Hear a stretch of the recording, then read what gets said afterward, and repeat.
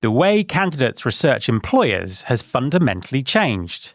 LLMs like ChatGPT and Claude are becoming the first place that people go to ask detailed questions about open roles, company culture, benefits, and working life. The problem is, the rules governing what shows up look nothing like the SEO world we've spent years learning about.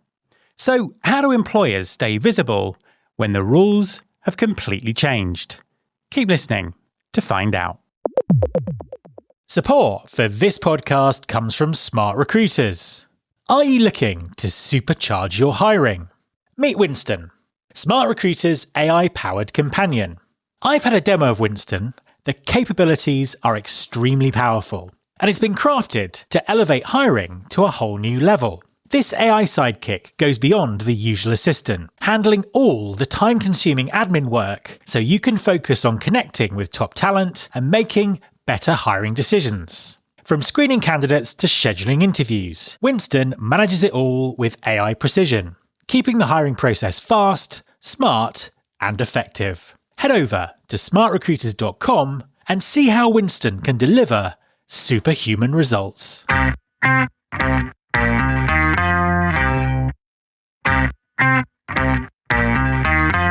This is my show.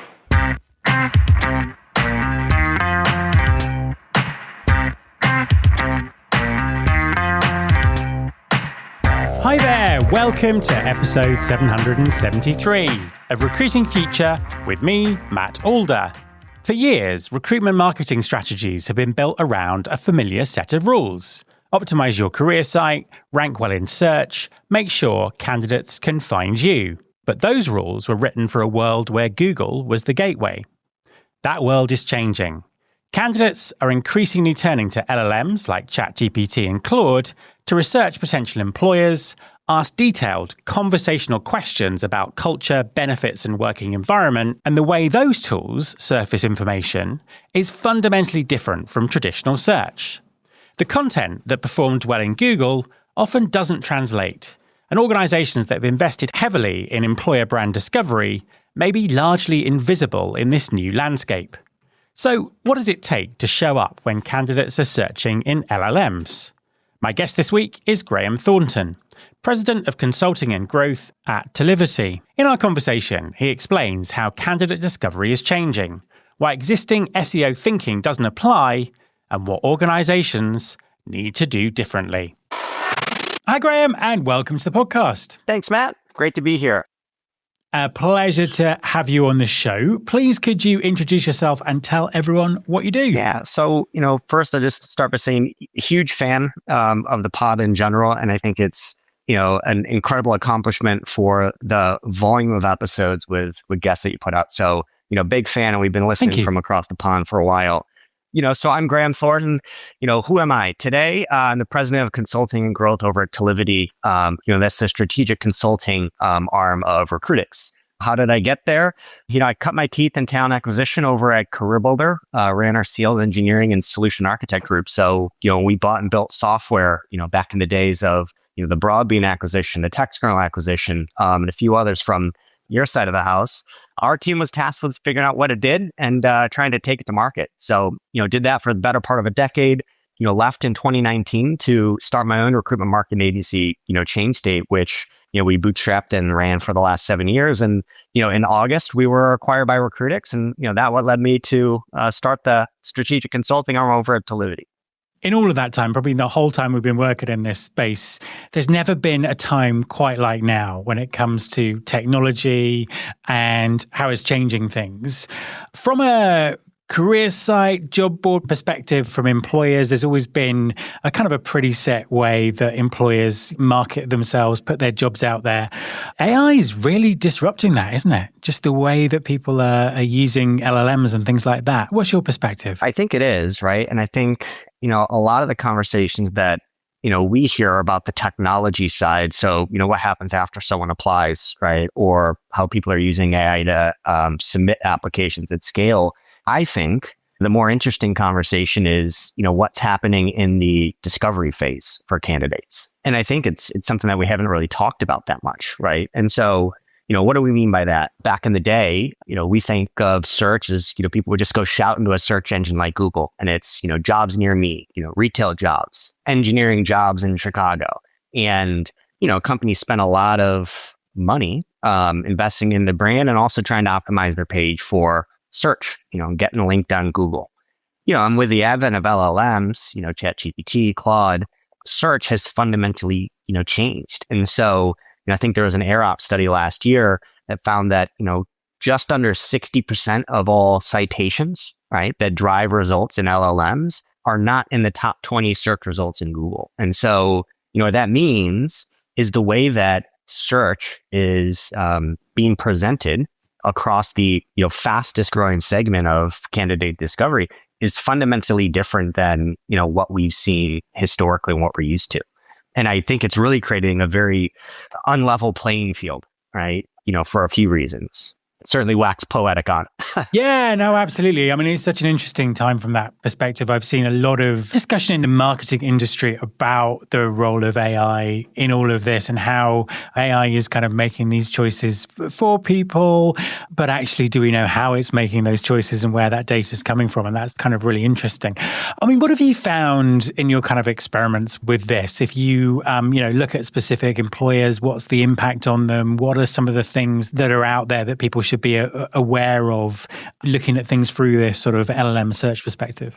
Well, I think the how is actually more clear than we think, right? And so, if someone goes out and searches in ChatGPT and says, hey, what's the company culture like at Boeing, right? An LLM is going to go return results based on, more of a conversational query, and they're looking for content that answers those specific questions. So those are more conversations. And Google, you're optimizing for keywords, and LLMs are optimizing more for conversations, and they're looking for deep context behind, these questions. And so, what we're seeing is, 85% of cited sources for company queries are coming from third parties. And so, those third parties are going to be, the Glassdoors, the Indeeds of the world. I think there's, an interesting parallel to the Google for Jobs days where you see, aggregators that have figured out how to get jobs live in LLMs, and it's not a good experience for employers. But why is that happening? LLMs like to see data that is consistent, that's cleanly structured, and that answers very specific questions. And so, I think if we had this conversation a year ago, Matt, we would talk about someone like Glassdoor who, boy, that ship has sailed and Glassdoor is probably on the way out. And I think the pendulum is swung back the other way purely by accident. And that's because with Glassdoor, they've got millions of reviews and they all are structured in a way where it's categorized by company, it's categorized by location, by job title, by pieces of content, so it benefits, it's culture, it's work-life balance. And just by, I think is probably pure luck, now they have millions of reviews. So when ChatGPT goes and looks for benefits for Boeing for engineer jobs in Seattle, it says, well, boy, the best place for me to get this information is a Glassdoor or is an Indeed or is a Reddit, because that data is structured in a way that's easy for LLMs to get. And the company career sites just aren't. And it's no fault of the companies, but I don't think that it's being talked about enough. And I think that's given arguably an outsized influence to third parties. And, I think it's going to make it a challenge for companies where you invested a lot in your employer brand. Now you're not really being able to tell your story. And, this concept of, discovery is way over indexed or influenced by, third parties that are just good and getting your content out there. No. Yeah. And is there any kind of evidence or any insights into how job seekers are searching? Are they searching the same way they look on job boards, or are they asking much more specific questions to some of these engines? What job would be perfect for me, or that kind of stuff? Do we have any sort of data on that or any insights on that yet? Yeah. So I would think the way our projects go, right, and the way, we're seeing this in, the consulting world is it's kind of a parallel to employer brand type work where you're thinking of, the personas of people that you're trying to attract. And, it's work with recruiters and it's uncovering what are the questions that a candidate is asking during an interview process. those are the same questions that people are trying to learn before they decide if they want to apply at your company.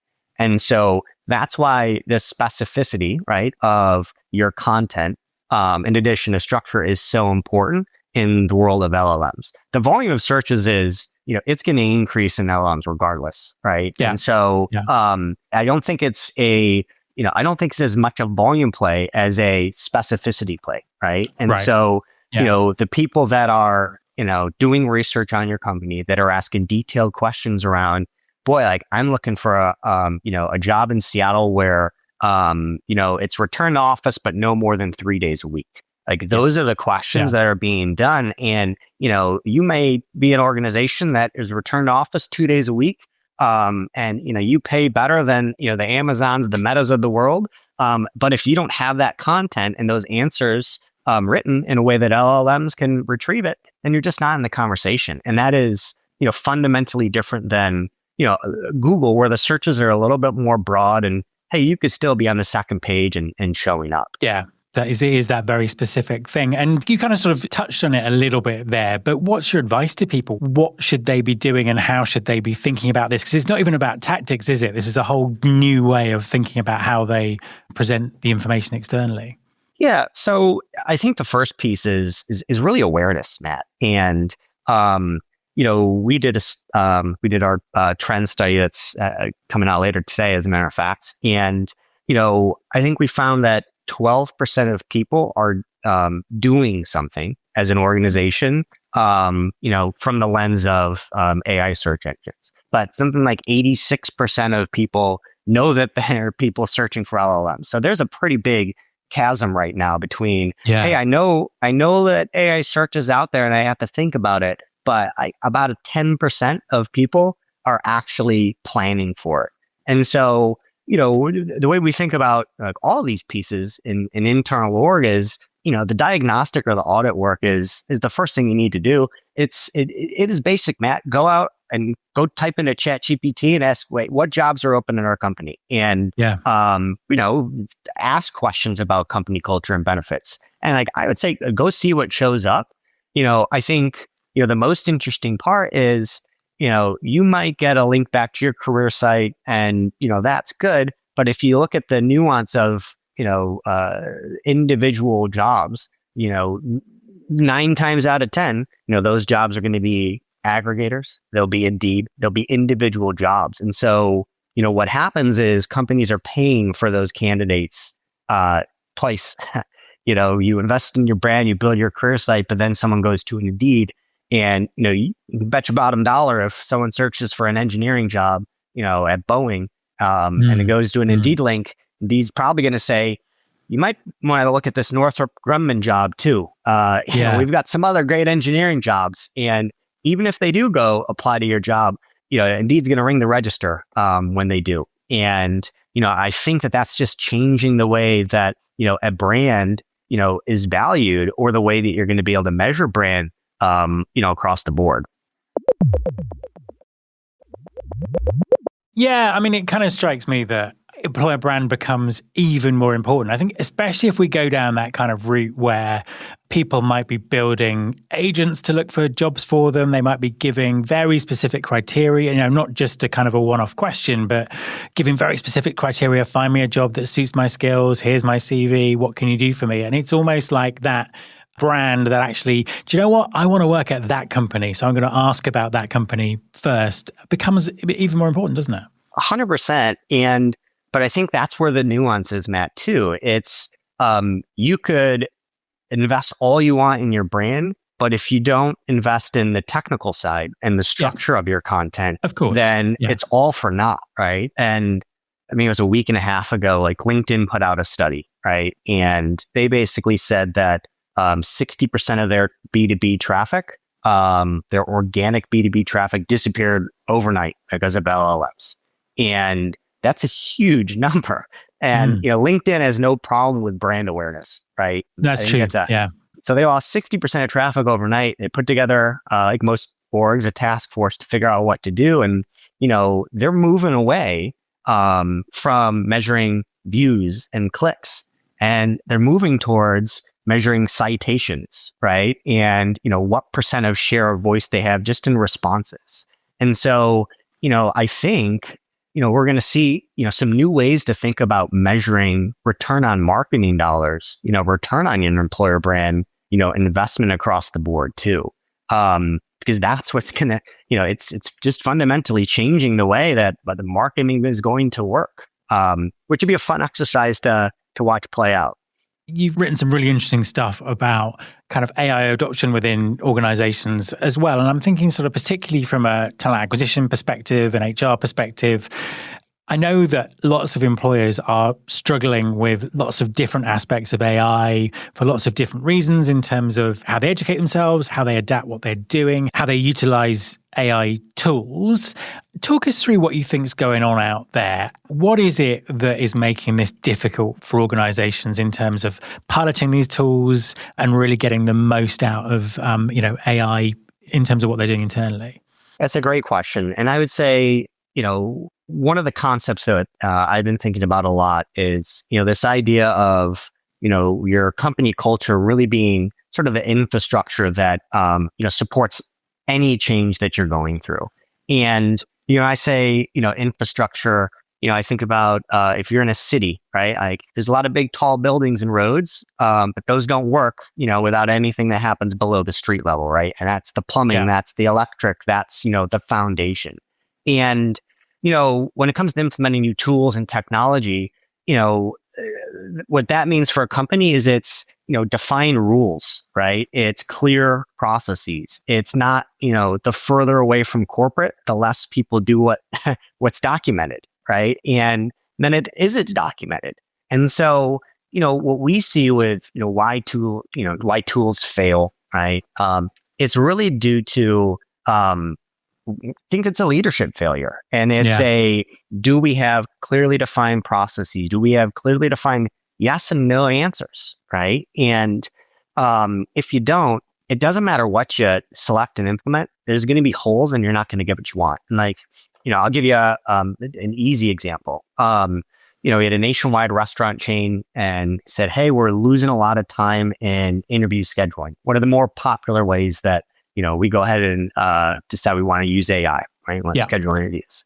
And, they bought a new interview scheduling tool. It's powered by AI. And all it's going to do is look at calendars and it's going to fill schedule interviews with screened people, when people are free. Great in concept, right? Well, they turned the tool live and the first week, all of these interviewed candidates started showing up at the lunch hour. And that was because GMs don't block off their lunch. That's when they're busiest. It's just known that you're not going to, I can interview candidates during a busy lunch. Well, all of a sudden, people are making burritos and on the side, they got a pool of 15 people lining up for interviews. And, it's just a definition, right? It is just the structure that, hey, you know what? We're going to block off our time for interviews. We're going to structure our day accordingly. And you miss some of those pieces. And, when you bolt technology, it's just going to highlight some of those gaps more quickly. In some cases, it's overnight, right? And so, we think that the hard work is oftentimes just the documentation. It's the, yes, no process mapping. It is making sure that when we hit a stop sign, internally, we know what decisions and everyone is aligned on, what yes, what no is, or what good and what bad is. And so that's the way we think about, your cultural infrastructure and, kind of the root, the roots that you need to set down before you jump to implementing new tools. As a final question, kind of bring this together for us. I mean, there are some fairly wild predictions out there about how this is all going to pan out. I mean, what do you think is going to happen? How is the industry going to continue to be disruptive? What's talent acquisition going to look like in a few years' time? Oh, boy. Well, I'll tell you what, I think what we're going to see is a world where there's a lot more reliance on fractional professionals, right? And I think that, with AI speeding up, think about how engineers or, IT folks like to work on projects. it is, you come in and, you might work on a project for 9 months and take 3 months off. That's very common in the IT engineering space. Like, I wouldn't be shocked if that is, the whole evolution for how, talent acquisition teams function, right? Yeah. And companies are hiring. So like, I think we're very early, in the, in the world of AI for TA. I think that, we're going to have a world where, the fractional workforce is going to drive the decisions that we need to make, whether it's, job boards that we're using, whether it's, tools. I think that, zooming out 2 years, the world of the ATS is going to have to look different because our workforce is going to have to look very different. I think, in parallel with that, it's also, we've been talking about skills, right? And hiring based on skills. I think it's going to get even more granular than that. We're going to be hiring based on tasks that get done and what actually makes up a job. And so, I think in a few years, we're going to have a very fundamental shift for, how we're trying to attract talent, how we're defining talent. And I think it's going to be a lot more of a, project and fractional based workforce as a whole.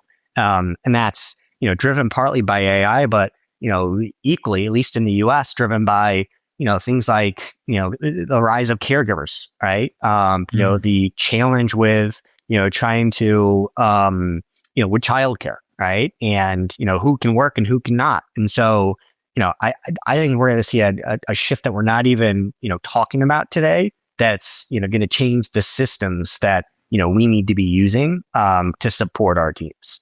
No, that's a big answer though. No, I think I agree with you. I think the fundamentals are going to change, and that's what's going to change talent acquisition rather than just tools and different processes. So it's going to be an interesting few years, definitely. Graham, thank you very much for talking to me. Thanks, Matt. Super happy to be here. My thanks to Graham.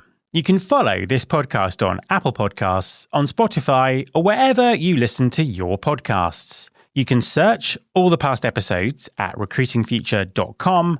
On that site, you can also subscribe to our weekly newsletter, Recruiting Future Feast, and get the inside track on everything that's coming up on the show. Thanks very much for listening. I'll be back next time, and I hope you'll join me.